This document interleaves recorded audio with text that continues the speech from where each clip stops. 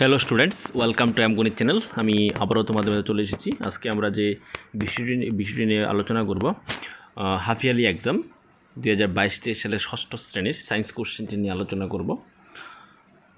তোমাদের প্রিভিয়াস ইয়ারের যে সমস্ত কোশ্চেনগুলি আছে সেই সমস্ত কোশ্চেনগুলি দেখে নিলে তোমাদের পরীক্ষাতে কী ধরনের কোশ্চেন আসবে, 2024 হাফ ইয়ারলি এক্সামে কী ধরনের কোশ্চেন আসবে সেটি সম্বন্ধে একটি ধারণা পেয়ে যাবে। তাই তোমরা ইতিমধ্যে যেহেতু তোমাদের প্রিপারেশন মোটামুটি চলছে পরীক্ষার জন্য, প্রিপারেশনের আগে অবশ্যই কোশ্চেন পেপারটি একবার দেখে নিলে প্রিপারেশন একটু ভালো হবে। পরীক্ষাতে কোশ্চেন কমন পাওয়ার সম্ভাবনা অনেকটাই এ সমস্ত কোশ্চেনগুলি থেকে। তাই আমরা তোমাদের জন্য 2022-23 সালের হাফ ইয়ারলি কোশ্চেনটি নিয়ে এসেছি, ষষ্ঠ শ্রেণীর সায়েন্স কোশ্চেনের। যদি এই ধরনের ভিডিওগুলি ভালো লাগে অবশ্যই চ্যানেলটিকে সাবস্ক্রাইব করে পাশে থাকবে এবং বেশি বেশি করে লাইক এবং শেয়ার করে দেবে। তোমরা কোশ্চেনগুলি গণিত চ্যানেলের, আমার এই গণিত চ্যানেলের প্লেলিস্টে গিয়ে ক্লাস 6-এর যে লিস্টটা আছে সেটাতে তোমরা পেয়ে যাবে, অন্যান্য প্রিভিয়াস ইয়ারের কোশ্চেনগুলি পেয়ে যাবে। প্রয়োজনে তোমরা দেখে নেবে কোশ্চেনগুলি, সমস্ত সাবজেক্টের কোশ্চেনগুলি দেওয়া আছে। তো আমরা আজকে প্রথমেই যেই কোশ্চেনটি দেওয়া হয়েছে ক বিভাগের মধ্যে 10 মার্কসের একটি অনুচ্ছেদ দেওয়া হয়েছে। তো অনুচ্ছেদটি তোমরা পড়ে নেবে। আমি কোশ্চেনগুলি একবার দেখে বলে দিচ্ছি। যারা ইংলিশ ভার্সনের বিদ্যাজ্যোতি স্কুলে আছো তোমরাও কিন্তু এই কোশ্চেনটাই তোমরা ফলো করবে। এখানে প্রথম যে কোশ্চেনটি দেওয়া হয়েছে, পরিপোষক কী, অর্থাৎ হোয়াট ইজ নিউট্রিয়েন্টস। এখানে পরিপোষক বলতে এখানে প্রথমেই দেওয়া আছে, প্রথম লাইনের মধ্যেই, আমাদের দেহের বৃদ্ধি, রক্ষণাবেক্ষণ ও রোগ প্রতিরোধে প্রয়োজনীয় যে সকল উপাদান আমাদের খাদ্যদ্রব্যের বর্তমান থাকে তাদেরকে পরিপোষক বলে। প্রথম কোশ্চেন। নেক্সট, আমাদের খাদ্যে থাকা প্রধান পরিপোষকগুলির নাম লেখো। খাদ্যে যে সমস্ত পরিপোষকগুলি থাকে সেটা হলো শর্করা, স্নেহ পদার্থ, প্রোটিন, ভিটামিন ও খনিজ পদার্থ। নেক্সট, আমাদের গ নাম্বার যে কোশ্চেনটি দেওয়া হয়েছে 3 নাম্বার, আমাদের দেহকে রোগ থেকে রক্ষাকারী পরিপোষকগুলির নাম লেখো। যেগুলি রোগ থেকে রক্ষা করে, আমাদের যে পরিপোষকগুলি দেওয়া হয়েছে পরিপোষকগুলির মধ্যে রোগ থেকে রক্ষা করে আমাদের কোন পরিপোষকগুলি সেগুলি বলতে হবে। ভিটামিন ও খনিজ পদার্থ আমাদের দেহকে রোগ থেকে রক্ষা করে। এটা হলো আমাদের 3 নম্বর কোশ্চেনের আনসার। তারপর 4 নম্বর, প্রোটিন কিভাবে আমাদের সাহায্য করে। প্রোটিন কিভাবে আমাদের সাহায্য করবে। প্রোটিন সমৃদ্ধ খাদ্যকে অনেক সময় দেহ গঠনকারী খাদ্য বলে, অর্থাৎ দেহ গঠন করে, দেহের ক্ষয়পূরণ বৃদ্ধি করে প্রোটিন সমৃদ্ধ খাবারগুলি। তারপরে যেটা 5 নম্বর কোশ্চেন, আমাদের খাদ্যদ্রব্যের শর্করা প্রধানত কী রূপে পাওয়া যায়। আমাদের খাদ্যদ্রব্যের শর্করা প্রধানত শ্বেতসার ও চিনি রূপে পাওয়া যায়। তো এই হলো আমাদের প্রথম প্যাসেজটি। নেক্সট, আমাদের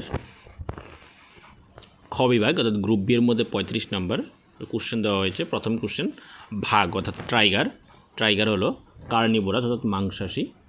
নিচের কোনটি প্রাণীজ তন্তু, which of the following is an animal fibre. Animal fibre হলো পশম অর্থাৎ উল।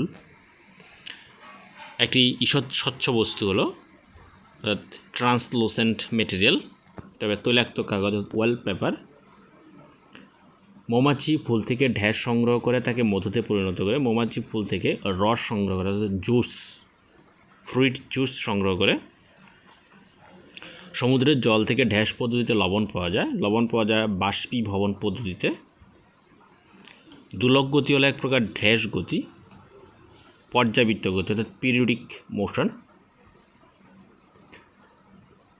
তারপর 4 নম্বরের মধ্যে নিচের প্রশ্নগুলি অতি সংক্ষেপে অর্থাৎ 1 মার্কসের 3টি কোশ্চেন দেওয়া হয়েছে।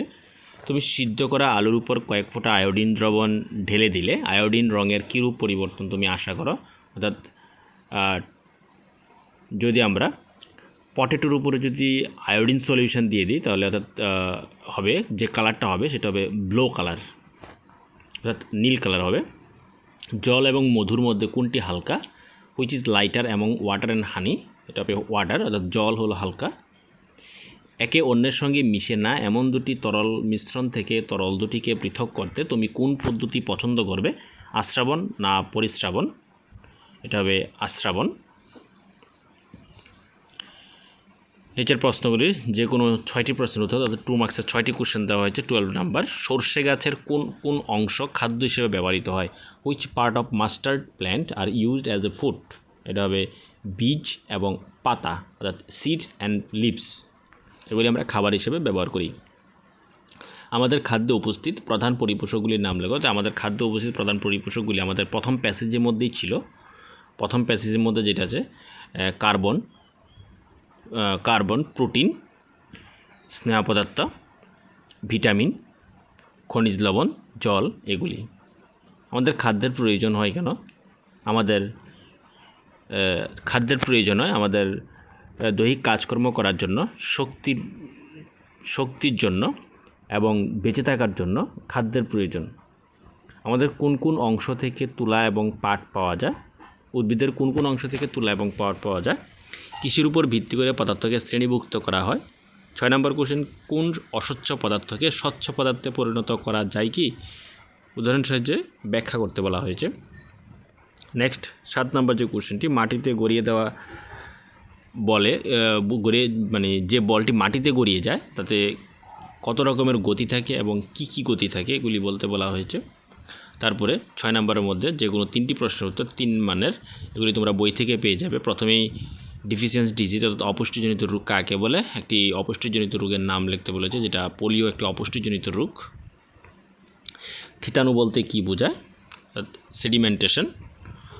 কর্দমাক্ত জল থেকে পরিষ্কার জল পেতে কোন পদ্ধতি ব্যবহার করবে? থিতাণু অর্থাৎ সেডিমেন্টেশন পদ্ধতি আমরা ব্যবহার করব।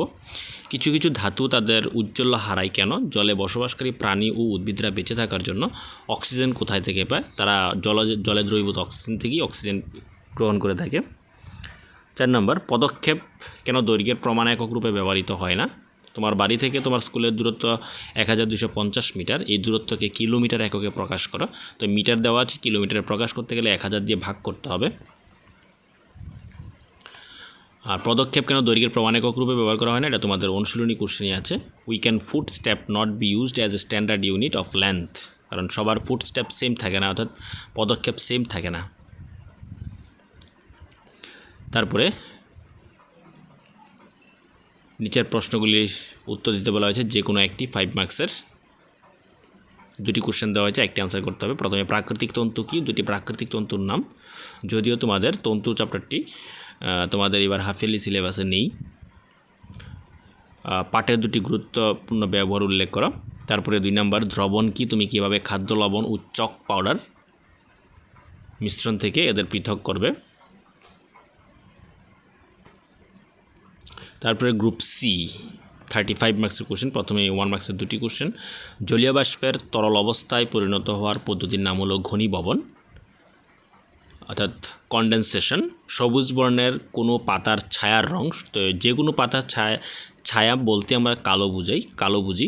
অর্থাৎ সবুজ বর্ণ হলেও ছায়া কালো হবে, লাল বর্ণ হলেও ছায়া সবসময় কালোই হয়, তাহলে ব্ল্যাক হবে।